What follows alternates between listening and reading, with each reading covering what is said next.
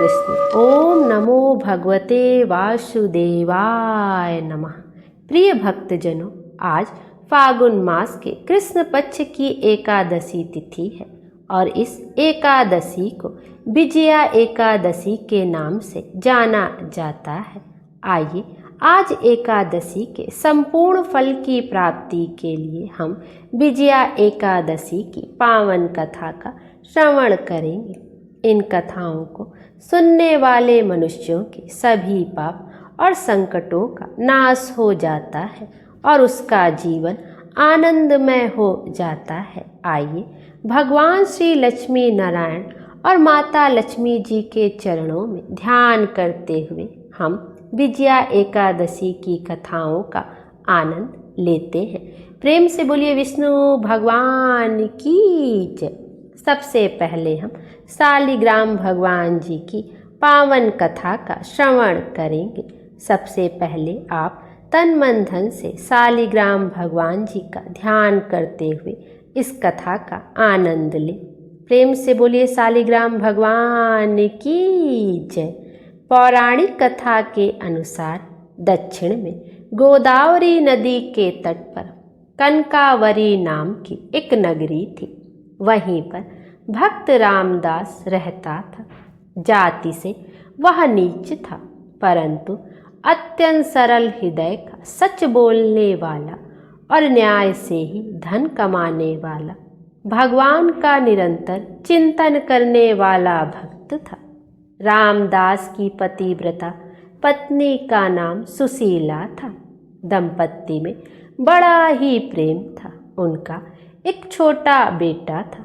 वह भी अपने माता पिता की तरह ही सुशील और दयालु था।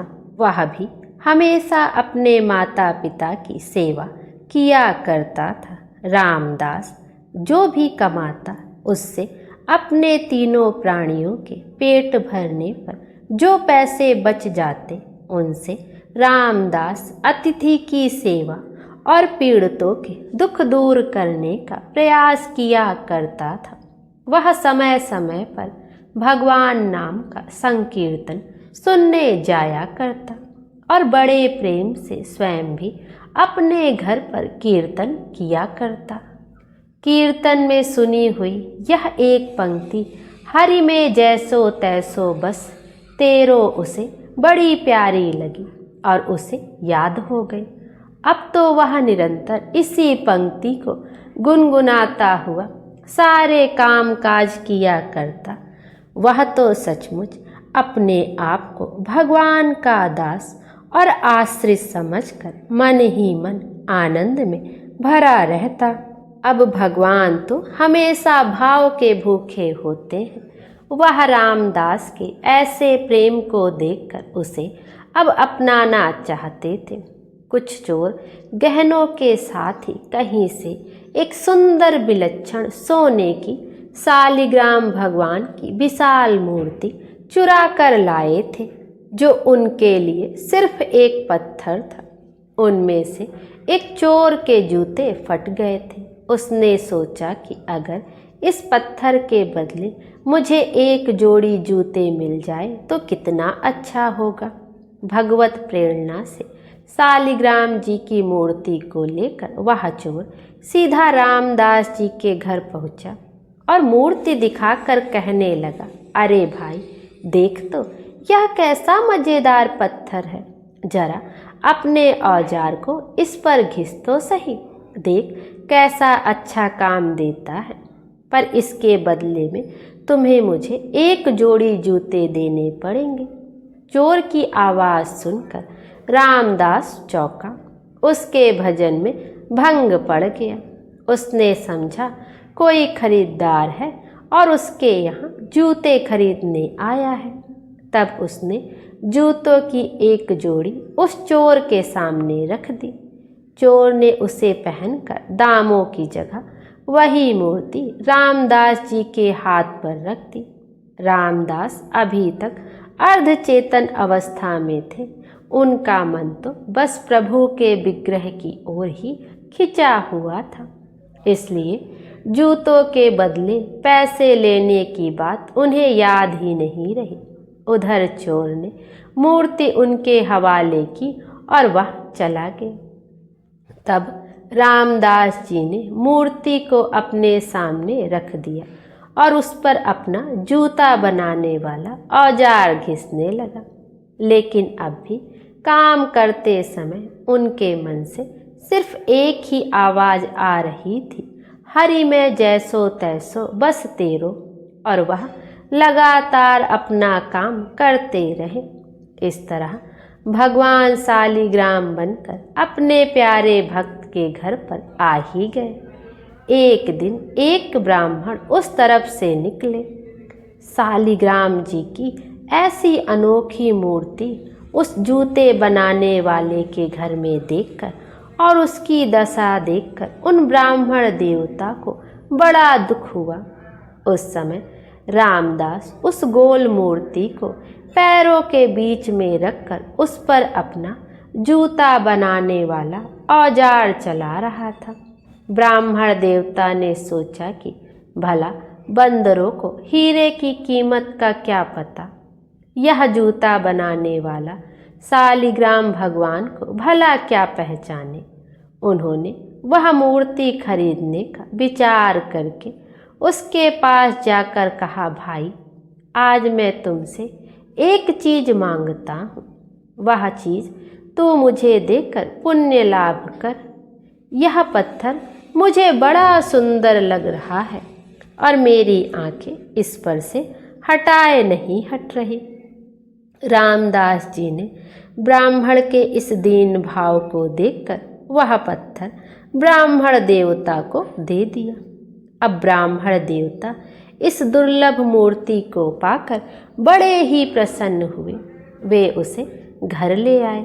पहले उन्होंने कुएं के जल से स्नान किया और फिर पवित्र स्वच्छ वस्त्र धारण करके सालिग्राम भगवान जी को भी पंचामृत से स्नान कर सिंहासन पर पधरवाकर षोडश उपचार से उनकी पूजा की। पंडित जी पूजा तो बड़े विधान से करते थे, लेकिन उनके हृदय में वो भक्ति नहीं थी जो भगवान को अपनी ओर खींच सके। उसमें लोभ, ईर्ष्या, कामना, भोग वासना, इंद्रिय सुख की लालसा, क्रोध, बैर आदि दुर्गुण भरे हुए थे। उधर रामदास पढ़ा लिखा भी नहीं था और ना ही वह मंत्र, वेद, उपचार कुछ भी जानता था, ना ही वह पूजा के विधि विधान जानता था। लेकिन उसका हृदय बड़ा सच्चा था। उसके मन में लोभ, इच्छा, भोग, इच्छा, क्रोध और वर आदि का तो कोई नामो निशान तक नहीं था। भगवान सालिग्राम जी ने विचार किया, आहा, अब जब वो इतनी श्रद्धा और भक्ति पूर्वक गीत गोविंद गाता हुआ मेरी मूर्ति पर जल छिड़क कर अपना औजार घिसता था, उस समय मुझे ऐसा लगता था मानो कोई परम भक्त मेरा शरीर पोंछ रहा हो और जब वह मेरा नाम संकीर्तन करता हुआ मूर्ति को पैर पर रखकर उस पर चमड़ा रखकर काटता था, तब मुझे ऐसा लगता था मानो मेरे अंग अंग पर मेरा कोई भक्त चंदन कस्तूरी का लेप लगा रहा हो। अवश्य ही उसको मेरे यथार्थ स्वरूप का ज्ञान नहीं है, लेकिन उसने तो अपनी सरल विशुद्ध निस्वार्थ भक्ति से मुझे अपने वश में कर लिया है। मैं जैसा विशुद्ध और निस्वार्थ भक्ति से वश में होता हूँ, वैसा दूसरे किसी साधन से नहीं होता। अब रामदास दिन और रात भगवान के प्रेम में कभी रोता, कभी हंसता तो कभी नाचने लगता। अब तो उसे एक ही रट लग गई थी, नाथ अब मुझे दर्शन दो, नाथ अब मुझे दर्शन दो। पहले तो मुझे पता नहीं था, पर आपने ही मेरे हृदय में यह आग लगा दी है। मैंने तो ना पहचान कर आपकी मूर्ति का निरादर किया, लेकिन आप मुझे नहीं भूले और ब्राह्मण के द्वारा अपना स्वरूप बतलाकर मेरे घर आ गए। अगर आप मुझे दर्शन नहीं देना चाहते थे तो फिर यह सब क्यों किया? बस एक बार आप अपने सांवले सलोने चांद से मुखड़े की झांकी दिखाकर मेरे मन को सदा के लिए चुरा लें। मेरे मोहन करुणा की वर्षा कर दो इस कंगाल पर। बस एक बार दर्शन देकर मुझे कृतार्थ कर दो प्रभु। भगवान तो भक्त वत्सल होते हैं। जो एकमात्र भगवान को ही अपना सब कुछ मानकर उनसे प्रार्थना करता है वह उसकी प्रार्थना तत्काल सुन लेते हैं। उसके ऐसे दिव्य प्रेम को देखकर अब भगवान से भी रहा नहीं गया। वे तुरंत एक वृद्ध ब्राह्मण का रूप धरकर उसके घर आ गए। अब घर पधार कर भगवान ने उसकी विरह वेदना को शांत नहीं किया, बल्कि उस विरह वेदना को पहले से भी और अधिक बढ़ा दिया और उससे कहने लगे, अरे भाई, भगवान का दर्शन कोई मामूली बात थोड़ी ही है। अरे बड़े बड़े देवता योगी मुनि अनंत काल तक तप ध्यान और समाधि करने पर भी जिनका दर्शन नहीं कर पाते, तुझ जैसे मनुष्य को भला उनके दर्शन कैसे हो सकते? यह सुनकर अब तो रामदास की आंखों से झरझर आंसू बहने लगे और वह हाथ जोड़कर बोले, हे देव, आप ही बताइए मैं क्या करूं? मुझसे तो रहा ही नहीं जाता और मेरा तो अब यह दृढ़ विश्वास हो गया है कि मेरे नाथ दीन बंधु हैं, दया के अपार सागर हैं। वे मुझे दर्शन देंगे और जरूर दर्शन देंगे। पति के कैसे ही रूप रंग क्यों ना हो, पर पत्नी का पति में अटूट प्रेम होता है। ऐसे ही मैं अपने स्वामी के स्नेह को भी परख चुका हूँ। ऐसा कहते कहते रामदास जी का कंठ रुध गया। ऐसा दृढ़ विश्वास और अनन्य प्रेम को देखकर भगवान से भी बिल्कुल रहा नहीं गया। वे अपने भक्त को अपने से मिलाकर एक करने के लिए छटपटाने लगे। अचानक अनंत कोटि सूर्यों का प्रकाश वहाँ पर छा गया। उस प्रकाश को देखकर रामदास की आंखें मूंद गई। अब उसे अपने हृदय में भगवान के दर्शन हुए। उसने देखा भगवान मदन मोहन त्रिभंगी लाल मुस्कुराते हुए मधुर मधुर मुरली बजा रहे हैं और कह रहे हैं, आ मेरे पास आ, कैसा सुंदर रूप है। वह आनंद में डूब गया। अचानक आंखें खुली तो देखा सामने भी प्रभु का वही दिव्य सच्चिदानंद धन विग्रह विराजमान है। अब तो रामदास के आनंद का पारावार नहीं रहा। उसकी सारी व्याकुलता सदा के लिए मिट गई। भगवान ने उसे अपने में समा लिया और उसने प्रभु के दिव्य धाम में जाकर नित्य पार्षद का शरीर ग्रहण कर लिया। इस प्रकार सच्चे हृदय से शालिग्राम भगवान जी के इस महात्म का श्रवण करने से सभी पाप जलकर भस्म हो जाते हैं।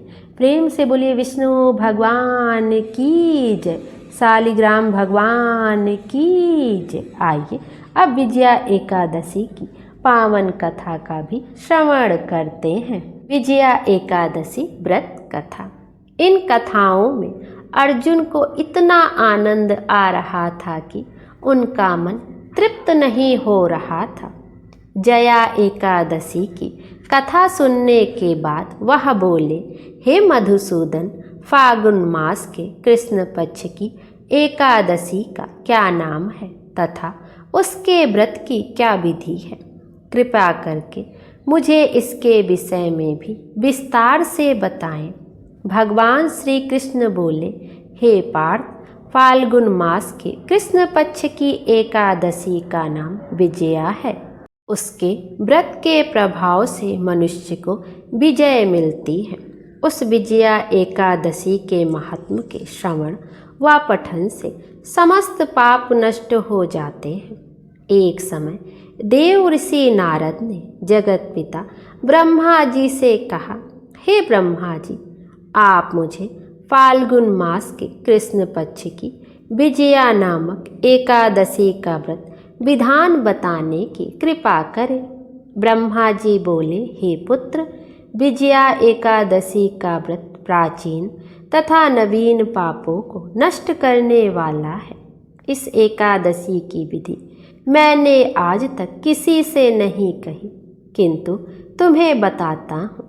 यह समस्त मनुष्यों को विजय प्रदान करती है। अब विस्तृत कथा सुनो। त्रेता युग में मर्यादा पुरुषोत्तम श्री रामचंद्र जी को जब 14 वर्ष के लिए वनवास हो गया, तब वह श्री लक्ष्मण जी तथा माता सीता सहित पंचवटी में निवास करने लगे। उस समय महापापी रावण ने श्री सीता जी का हरण कर लिया। इस दुखद समाचार से श्री राम जी तथा लक्ष्मण जी अत्यंत व्याकुल हुए और सीता जी की खोज में चल दिए। घूमते घूमते वे मरणासन्न जटायु के पास जा पहुँचे। जटायु ने उन्हें सीता जी के हरण का पूरा वृतांत सुनाया और भगवान श्री राम जी के गोद में प्राण त्याग कर स्वर्ग को चला गया। कुछ आगे चलकर राम लक्ष्मण जी की सुग्रीव के साथ मित्रता हो गई और वहाँ उन्होंने बलि का वध किया। श्री हनुमान जी ने लंका में जाकर सीता जी का पता लगाया और सीता जी से श्री रामचंद्र जी तथा सुग्रीव की मित्रता का वर्णन किया। वहाँ से लौटकर हनुमान जी श्री रामचंद्र जी के पास आए और अशोक वाटिका के सब समाचार कहे। तब श्री रामचंद्र जी ने सुग्रीव की सहमति से वानरों तथा भालुओं की सेना सहित लंका को प्रस्थान किया। जब श्री रामचंद्र जी समुद्र के किनारे पहुँच गए, तब उन्होंने अगाध मगरमच्छों से युक्त समुद्र को देखकर श्री लक्ष्मण जी से कहा, हे लक्ष्मण, इस अगाध अनेक जीवों से युक्त समुद्र को किस प्रकार पार कर सकेंगे? तब श्री लक्ष्मण जी बोले, हे भ्राता, आप पुराण पुरुषोत्तम आदि पुरुष हैं। आप सब कुछ जानते हैं। यहाँ से करीब आधा योजन की दूरी पर कुमारी द्वीप में वक्दालभ्य नामक मुनि रहते हैं। उन्होंने अनेक नाम के ब्रह्मा देखे हैं। आप उनके पास जाकर अपनी विजय के उपाय पूछिए। लक्ष्मण जी के वचनों को सुनकर श्री रामचंद्र जी वक्दालभ्य ऋषि के आश्रम में पहुँचे और उन्हें प्रणाम करके बैठ गए। मुनि ने मनुष्य का रूप धारण किए हुए पुरुषोत्तम से पूछा, हे श्री राम, आप किस इच्छा से यहाँ आए हैं? श्री राम जी बोले, हे महर्षि, मैं अपनी सेना सहित यहाँ आया हूँ और राक्षसों को जीतने के उद्देश्य से लंका जा रहा हूँ। आप कृपा कर समुद्र को पार करने की कोई विधि बताइए। इस इच्छा से मैं आपके पास आया हूँ। वक्दालभ्य ऋषि बोले, हे राम जी, मैं आपको एक उत्तम व्रत बतलाता हूँ, जिसे करने से आपको विजय ही विजय प्राप्त होगी। ऐसा कौन सा व्रत है महामुनि, जिसको करने से हर क्षेत्र में विजय श्री प्राप्त होती है? उत्सुक होकर श्री राम ने पूछा।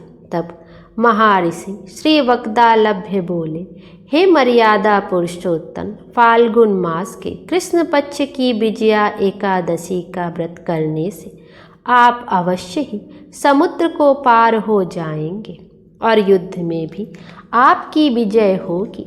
हे राम जी, इस व्रत के लिए दशमी के दिन स्वर्ण, चांदी, तांबे या मिट्टी का एक कलश बनावें। उस कलश को जल से भरकर तथा उस पर पंचपल्लव रखकर उसे वेदिका पर स्थापित करें। उस कलश के नीचे 7 अनाज मिले हुए और ऊपर जौ रखें। उस पर श्री नारायण भगवान की स्वर्ण की प्रतिमा स्थापित करें। एकादशी के दिन स्नान आदि नित्य कर्म से निवृत्त होकर धूप दीप नैवेद्य नारियल आदि से भगवान की पूजा करें। वह सारा दिन भक्ति पूर्वक कलश के सामने व्यतीत करें और रात्रि को भी उसी तरह बैठे रहकर जागरण करना चाहिए। द्वादशी के दिन नदी या तालाब के किनारे स्नान आदि से निवृत्त होकर उस कलश को ब्राह्मण को देना चाहिए। हे राम, यदि आप इस व्रत को सेनापतियों के साथ करेंगे तो अवश्य ही विजयी होंगे।